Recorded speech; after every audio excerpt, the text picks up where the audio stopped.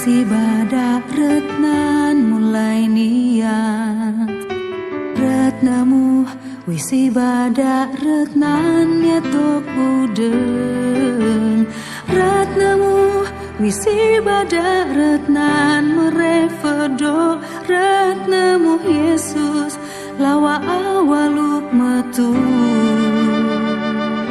the truth.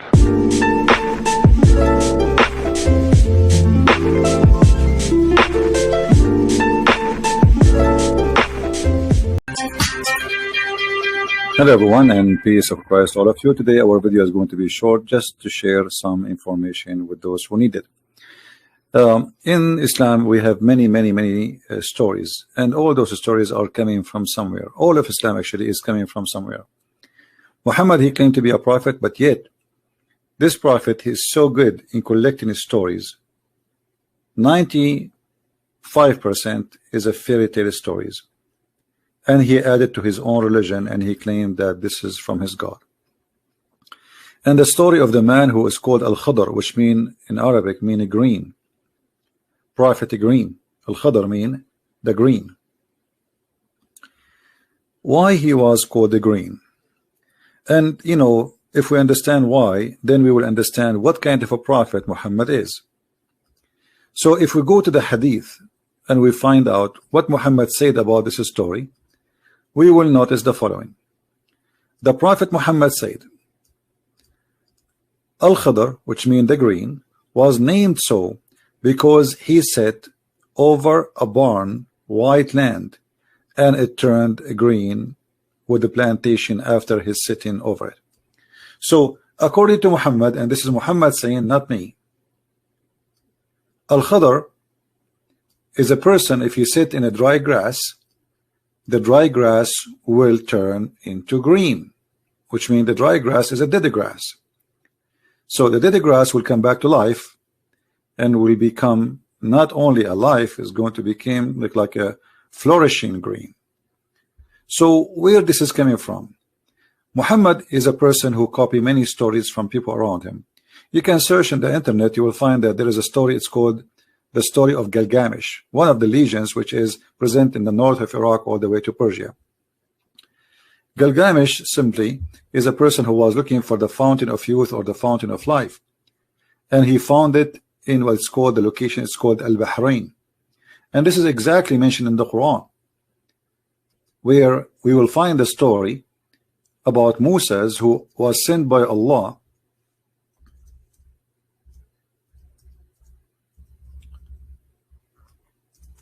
to meet with green, and green obviously is way higher than Moses, to the point Allah, he told Moses that, you know, if you want to learn, okay, well, I will let you go and meet and learn from him. And Moses, when he met him, he asked him to follow him so he can learn. And here you will see the story, which is nothing but a fairy tale story about Moses going all the way to the location. It's called the place where the two seas met, the junctions of the two seas. And this is exactly what it's called, the name of the country today. In Arabic we call it Bahrain. Bahrain is not far away from Iran, not far away from Qatar, not far away from Saudi Arabia. Actually now they have a bridge between Saudi Arabia and Emirat, and sorry, and Bahrain. So this is exactly, the name is mentioned in the Quran. And the story of Al-Bahrain is very ancient story, that there was there a fountain of life. Whoever drink from it, he live forever. And there's only one person he was able to find this fountain, and his name is Mr. Green. So here you will find the story how Allah, he sent Moses, and he asked him to take with him a whale, not a fish, as it says here. In Arabic it says hut. And then when they went to that area, Moses, he do not know how to find this person, Al-Khadr. So Allah told him, well, when you lose your fish or you lose your whale, then that's mean the place you will find our servant Al-Khadr, which is higher than Moses. So when he went there,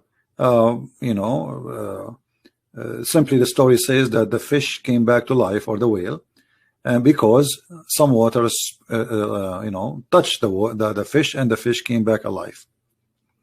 And you can read the story. This is chapter 18, and you can read from verse number 61 all the way to the end of the story.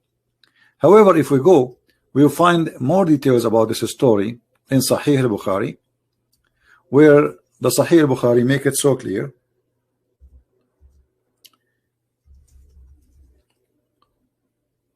where it says, let us see the hadith.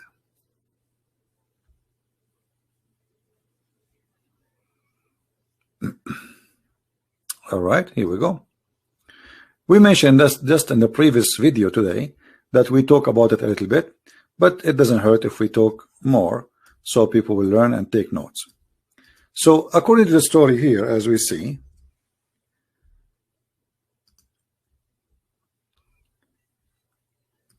there is a fountain, a spring of water fountain, which is no one get in touch with it, even if you touch it, not necessarily to drink it, but you will become alive.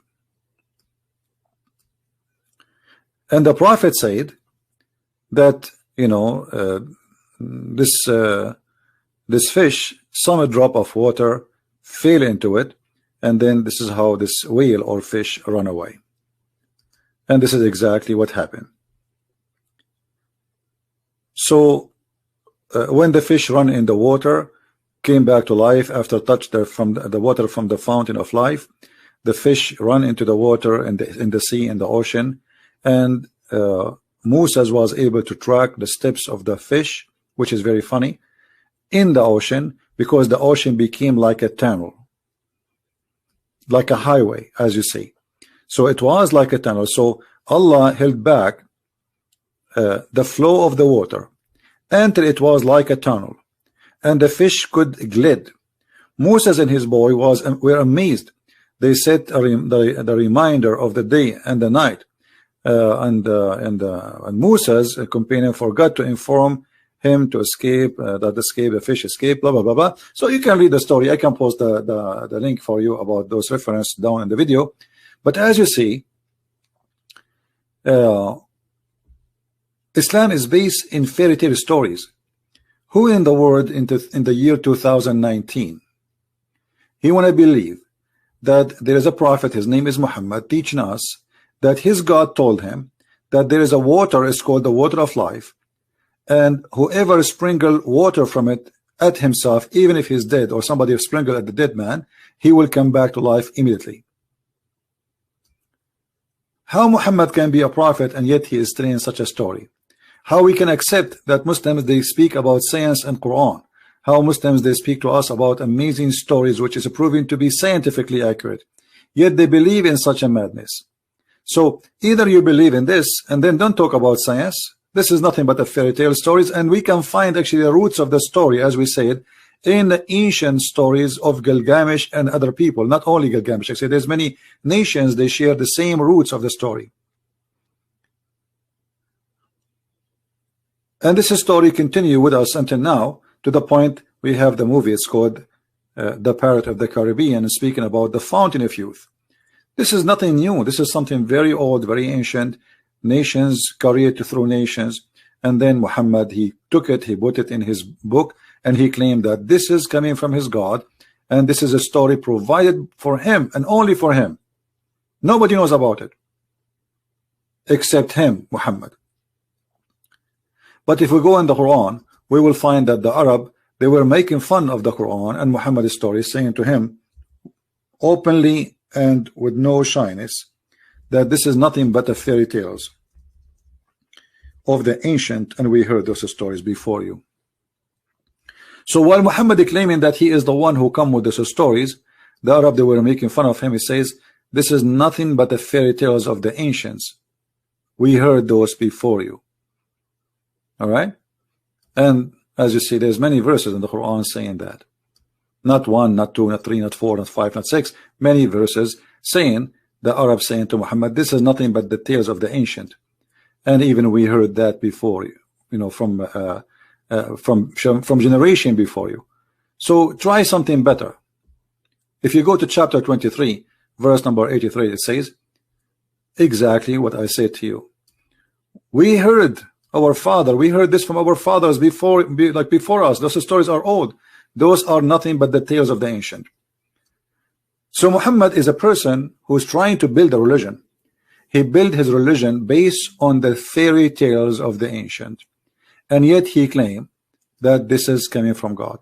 Now, if you are a Muslim, you are more than welcome to leave your comment and tell me how you really believe in such a story to be coming from God, and yet Muhammad not only adding it in the hadith, but Muhammad, he adding the story in the Quran, as we showed you in chapter 18.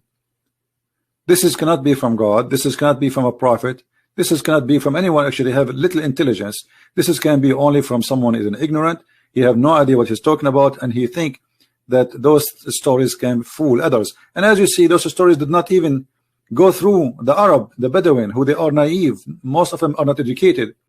Even those who they are not educated, they say to Muhammad, those stories we heard it from our fathers before you, and this is nothing but the tales of the ancient. So how we can believe in Muhammad to be a prophet? This is why today I wanted to make this a short video, so it's going to be easy for you to carry around and show to your friends. And if you are a Muslim, believe really that there's a fountain of youth, a flying carpet, the birds, the ants who warn the ants, the hudhud who find water. If you find all these stories are true stories, please leave your comment and tell us why. Thank you for being with us, and feel free to download the video and share it with your friends. And I will see you again with a new video. And I will try to make videos to post it in all the other accounts I have. So, but the broadcast will be in the one we are using right now. So thank you for being here. May the Lord bless you. And I will see you again. Christ is Lord. And Islam is nothing but a collection of fairy tale stories. Thank you, and God bless.